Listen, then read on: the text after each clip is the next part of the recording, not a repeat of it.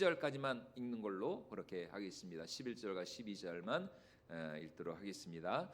자, 이제 오늘부터 우리가 몇 주간에 걸쳐서 함께 나눌 하나님의 말씀은 이 구약 사사 시대의 사사 중 한 사람이었던 이 기드온에 관한 말씀입니다.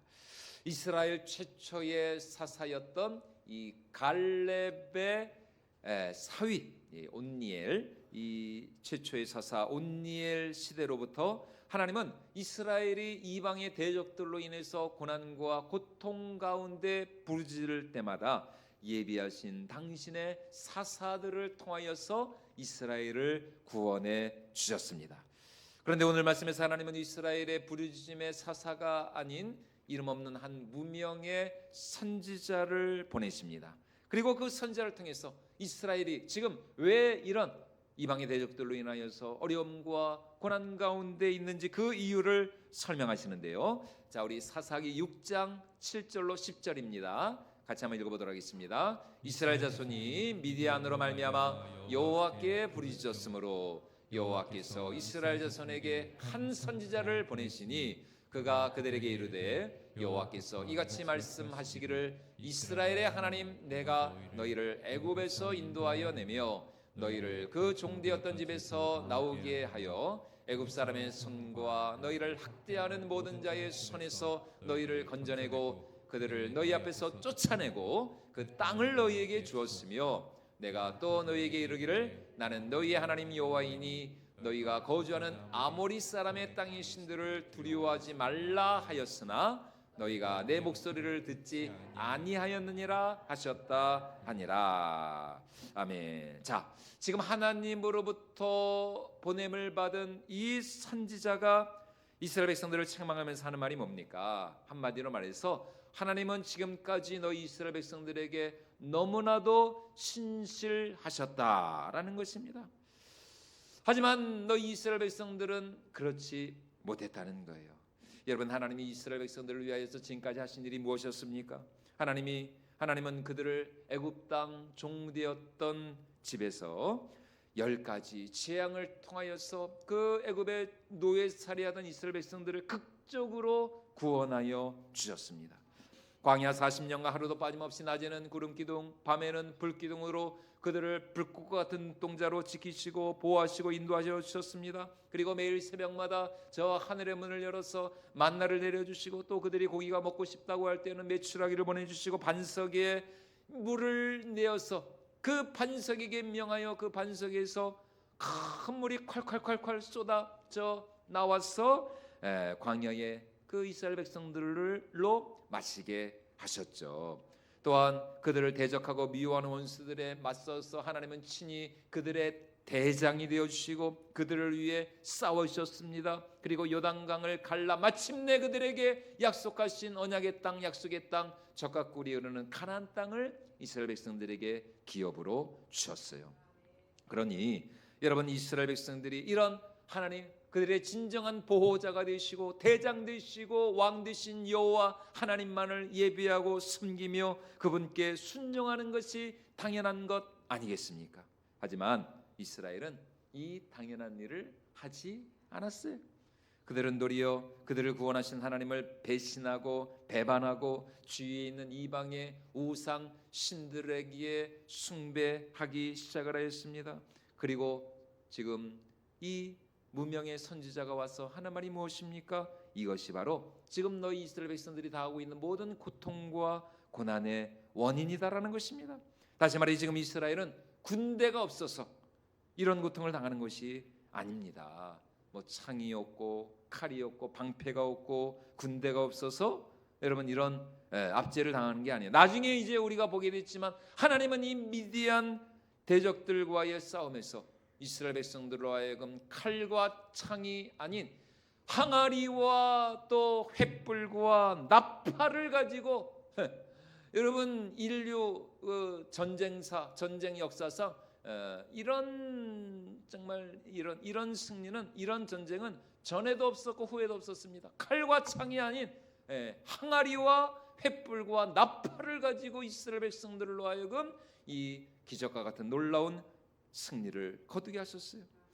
다시 말해 지금 그들이 당하는 그 고통의 원인은 무기에 많고 적음에 있는 것이 아닙니다. 군대가 있느냐 없느냐의 문제가 아니에요. 뭐 지금으로 말하면은 뭐 핵이 있느냐 없느냐, 뭐 국방력이 얼마나 강하냐 약하냐, 여러분 이런 문제가 아니라니까요.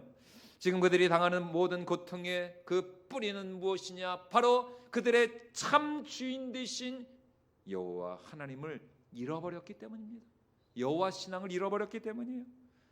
우상에게로 돌아선 그 죄가, 하나님을 발로 차버리고 우상에게로 돌아선 그 죄가 지금 그들이 당하는 모든 고통과 아픔의 뿌리였다라는 것입니다.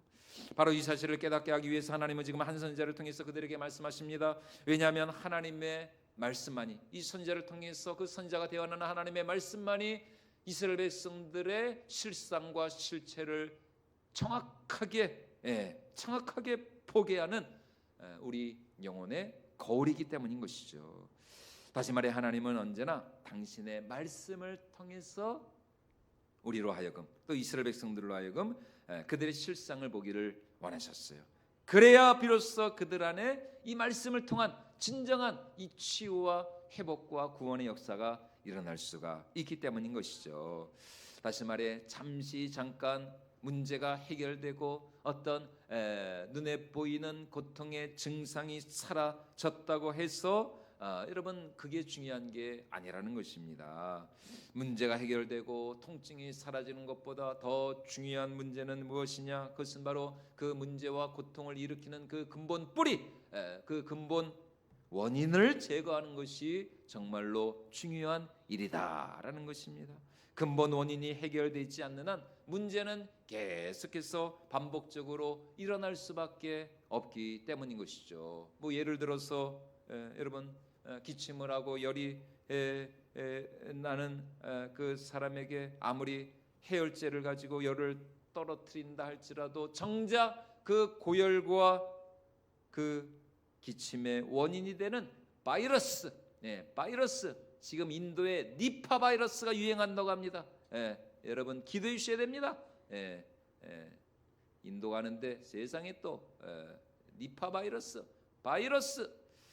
바이러스를 잡지 못하면 여러분 그 증상은 계속해서 반복적으로 일어날 수밖에 없다라는 거예요. 그래서 우리가 병원에 가서 의사 선생님들의 진단을 받아야 되는 것이죠. 왜냐하면 올바른 진단에서 올바른 치료가 나올 수 있기 때문인 것입니다.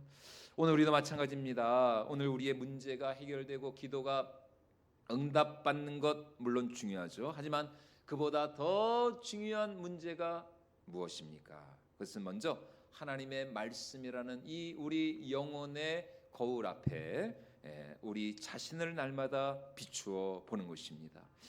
왜냐하면 하나님의 말씀은 우리의 심령과 중심을 꿰뚫어보는 이 놀라운 진리의 광선, 말씀의 광선, 엑스레이와 같기 때문인 것이에요.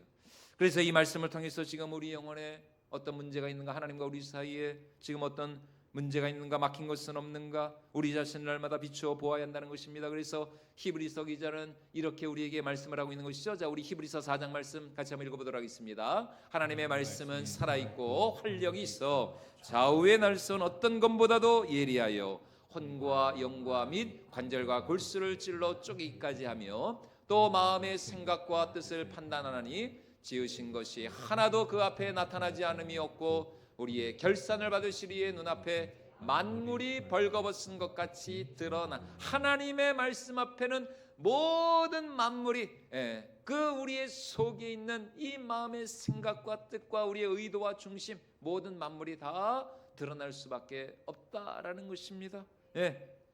그러니까 한마디로 말해서 사람은 속일 수 있어도 누구는 못 속인다는 거예요? 하나님은 속일 수가 없다는 것이죠. 우리 하나님은 언제나 말씀으로 역사하시는 하나님이십니다. 그래서 우리가 잘 아는 것처럼 하나님은 무엇으로 세상을 창조하셨습니까? 말씀으로 세상을 창조하셨죠.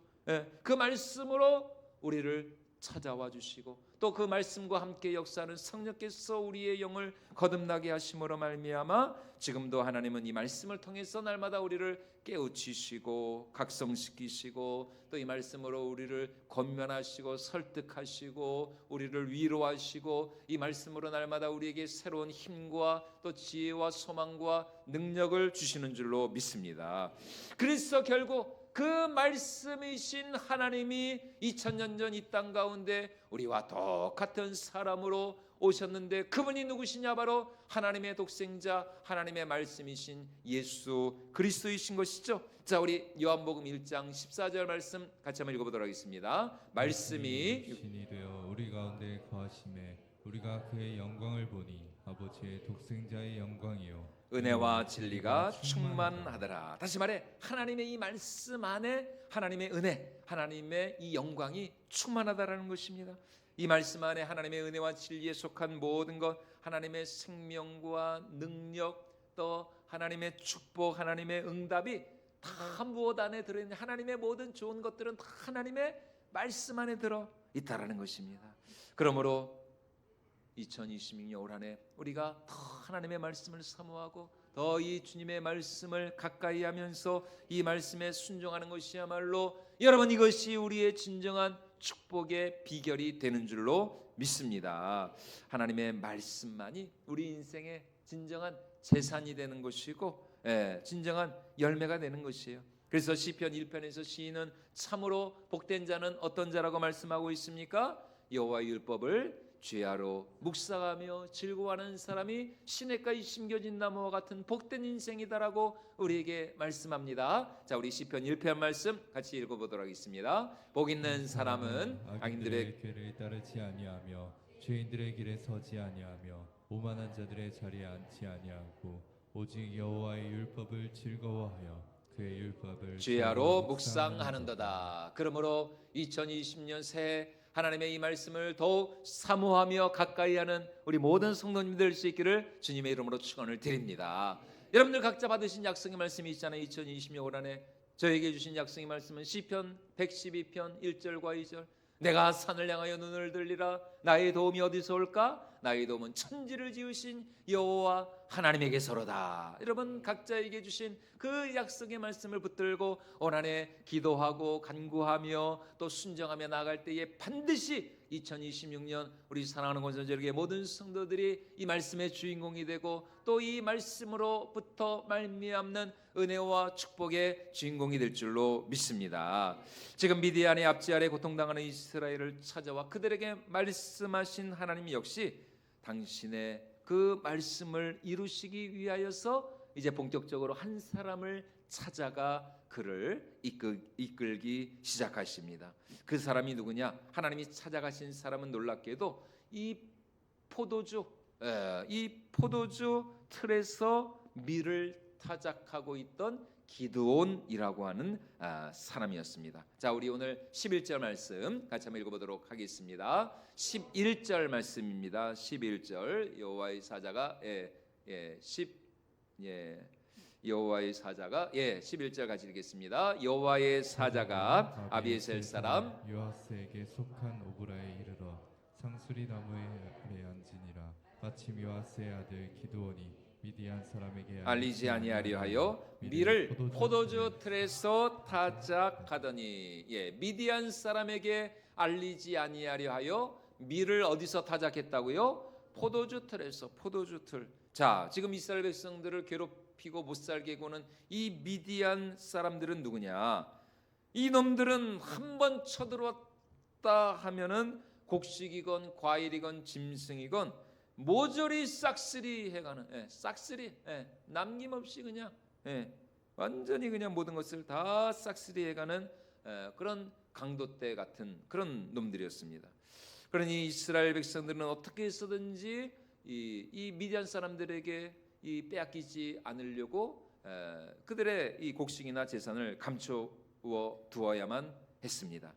그래서 기드온도 지금 언제 들이닥칠지 모를 이 미디안 사람들의 눈을 피하여서 꼭꼭 숨겨놓은 이 밀 이 자루를 가지고 타작마당이 원래 밀은 타작마당에서 이렇게 타작을 해야 되잖아요. 그런데 미디안 사람들이 들어오니까 괜히 잘못 걸렸다가는 또 빼앗길 거니까 미디안 사람들의 눈을 피해서 밀을 타작마당이 아닌 포도주 틀에서, 포도주, 이 포도주 틀은 이게 구덩이가 이렇게 파여져 있거든요. 그러니까 이렇게 평지에서 못하고 이 속에 들어가지고 구덩이에 들어가가지고 거기서 이제 원래는 이렇게 포도를 밟아가지고 포도 즙을 내는 건데 그 포도주 틀에서 밀을 타작을 하는 겁니다.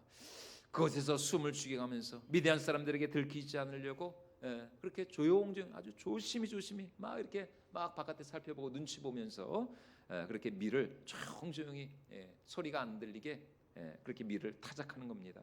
자, 여러분 이거를 보면 이 기드온이 얼마나 참 소심하고 얼마나 겁이 많고 참 안쓰러운 그런 모습입니까? 아니 장차 이스라엘을 구원할 사사라면 좀 대범하게 대담하게 걸리든지 말든지 이놈들아 올 테면 와봐라. 나는 당당하게 밀을 타작마당에서 타작하리라. 아니 그렇게 좀 대범하게 그러면은 얼마나 좋습니까? 그런데 기드온은 미디안 사람들을 두려워해서 그 밀자루를 빼앗길까봐 참 너무나 없어 보이게 참 이런 비굴한 모습을 보입니다. 그런데 놀랍게도 이런 겁쟁이 기드온을 향해서 지금 여호와의 사자가 하는 말이 무엇입니까? 어떤 용사라고요? 큰 용사요, 큰 용사요, 여호와께서 너와 함께 하시느니라. 세상에 이 겁쟁이 기드온을 향해서 하나님은 그를 가리켜서 큰 용사라고. 자, 오늘 12절 말씀 우리 다시 한번 같이 읽어보도록 하겠습니다. 여호와의 사자가 기드온에게 나타나 이르되 큰 용사여 여호와께서 너와 함께 계시도다. 어떤 용사라고요? 큰 용사, 큰 용사. 작은 용사가 아닙니다. 보잘것없는 별 볼 일 없는 용사가 아니에요. 큰 용사. 그런데 그렇게 큰 용사가 지금 밀을 포도주 틀에서 타작을 하고 있어요. 좀 얼마나 참 아이러니합니까? 이런 말이 안 되는 소리죠. 아니 지금 뭐 목숨이 왔다 갔다 하는 그런 전쟁 상황도 아니고 그냥 평시인데 아니 그 밀 조금 빼앗길까봐 그 눈치 보면서 포도주 틀에서 밀을 타작하고 있던 이 겁쟁이 기드온을 향해서 하나님은 그를 큰 용사라.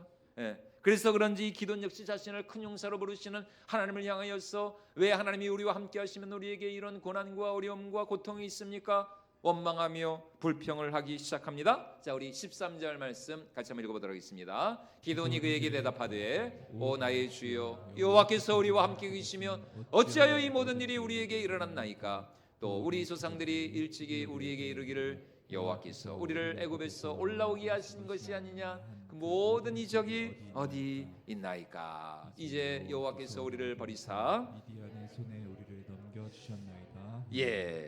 자, 여기서 이제 우리가 한 가지 분명히 짚고 넘어가야 할 것이 뭐냐? 하나님을 향한 원망과 불평에도 두 가지 종류가 있다라는 것입니다. 두 종류의 원망과 불평이 있다는 거예요. 하나는 바로 광야 시절 이스라엘 백성들의 원망과 불평이었습니다. 우리 우선 이 이스라엘 백성들의 그 원망과 불평은 하나님에 대한 철저한 불신의 표현이었습니다. 한마디로 그 광야 이스라엘 백성들은 하나님을 믿지 못하겠다는 것입니다. 더 이상 하나님을 신뢰할 수 없고 하나님을 믿을 수 없고 하나님 말씀에 순종할 수 없다. 그러니 하나님은 이제 더 이상 내 삶에 간섭하시지 마라. 이게 바로 그 출애굽 1세대 광야 이스라엘 백성들의 원망이었어요. 그런데 또 한 부류의 이 원망이 있는데 이 원망은 어떤 원망이냐? 누구의 원망이냐? 욥의 원망. 욥도 얼마나 그 고난 가운데 고통 가운데 하나님 향해 탄식하며 부르짖었습니까? 그러나 그의 원망과 불평은 욥이 그만큼 하나님을 사랑하고 신뢰한다는 역설적인 표현이었던 것입니다. 그 안에 그만큼 하나님을 향한 믿음과 신뢰와 사랑이 있었다라는 것이에요. 다시 말해 내가 분명히 하나님을 믿고 의지하는데 나는 정말 하나님밖에 모르는데 왜 하나님이 나에게 이런 어려움과 고난을 주십니까? 그래서 욥이 하는 말이 뭡니까? 하나님 나를 불쌍히 여겨 주시옵소서. 혹시 나에게 죄가 있다면 하나님 차라리 나를 죽여 주시옵소서. 내가 다른 사람에게 죽느니 나는 차라리 하나님 손에 죽고 싶습니다.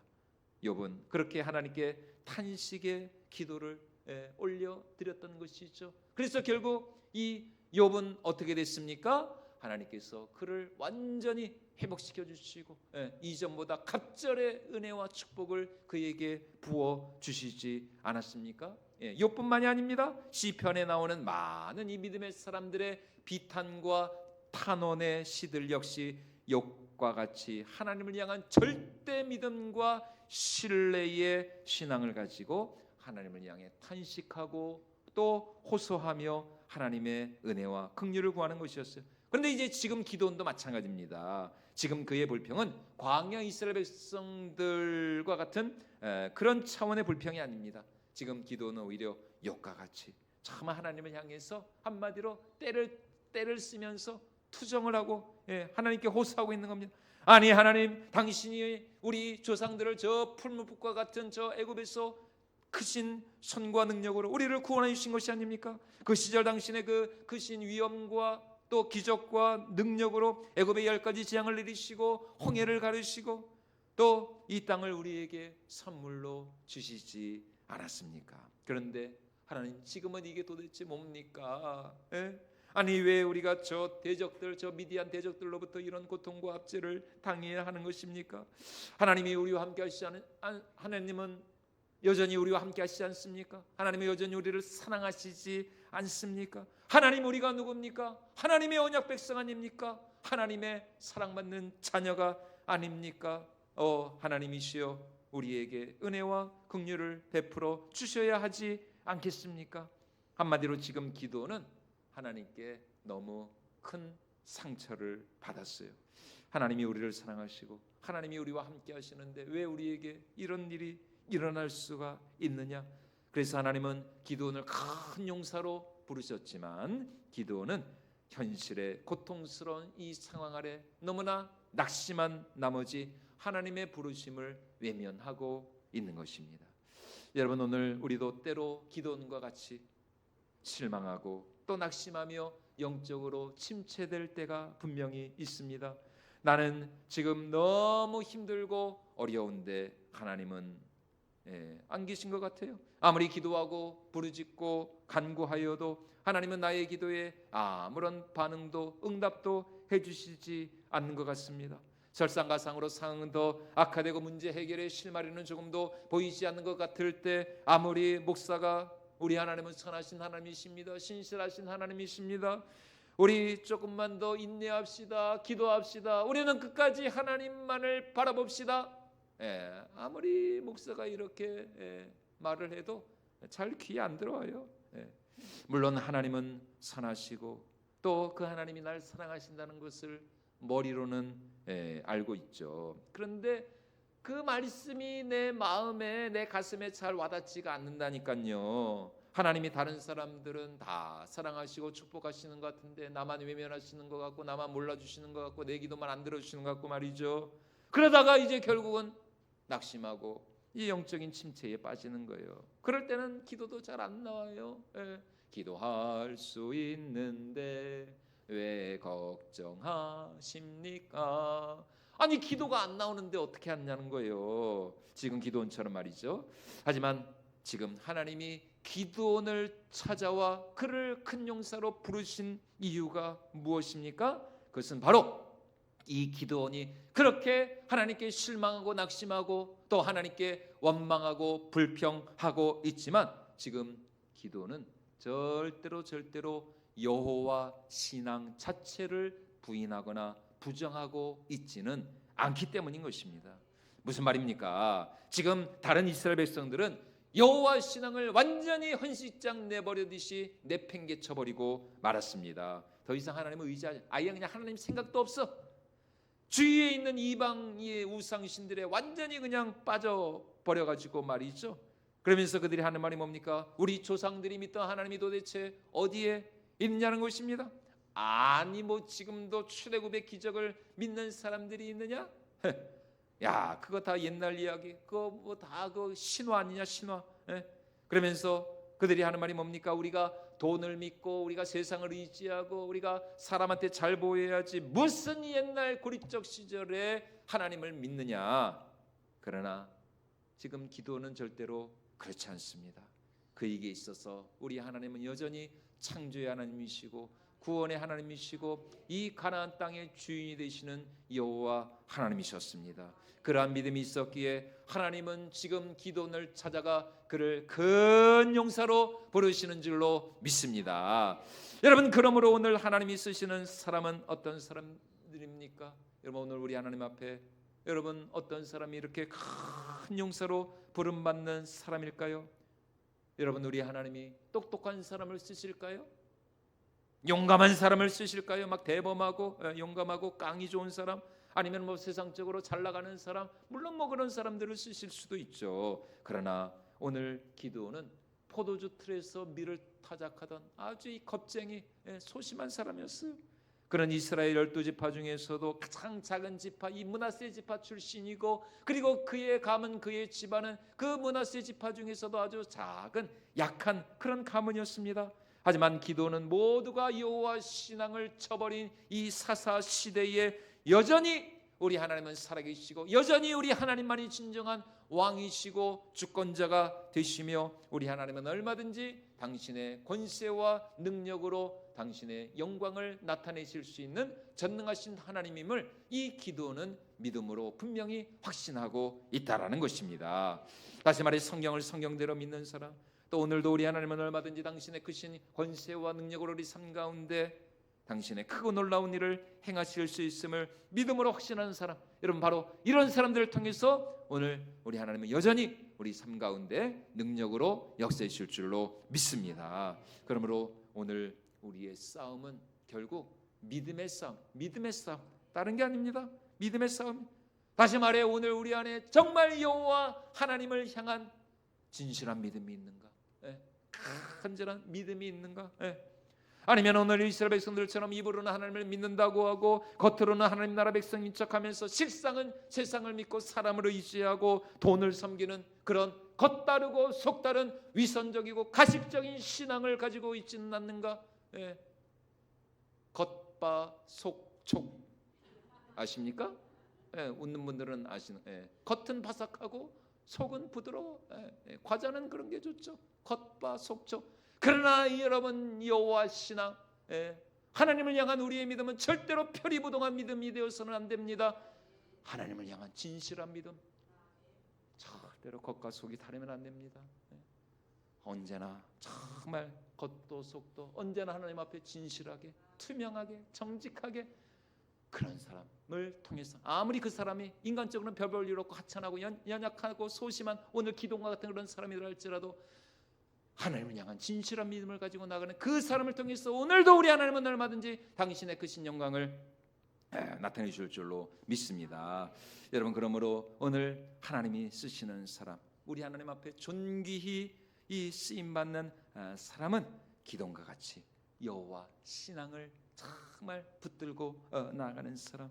지금 내 삶이 아무리 힘들고 어렵다 할지라도 그런 내 삶을 통해서 다시 한번 하나님의 은혜와 또 하나님의 부흥의 역사가 이루어지기를 소원하는 바로 그런 사람을 통해서 하나님은 반드시 당신의 놀라운 부흥의 또 축복의 역사를 이루실 줄로 믿습니다. 그러므로 2020년 새해 우리 안에 다시 한번 주님을 향한 이 여호와 신앙이, 이 진실한 신앙이 다시 회복될 수 있기를 주님의 이름으로 축원을 드립니다. 그래야 오늘 기도원과 같이 우리 건전지기 모든 성도들이 하나님 나라의 큰 용사로 쓰임 받을 수 있기를 주님의 이름으로 축원을 드립니다. 자, 우리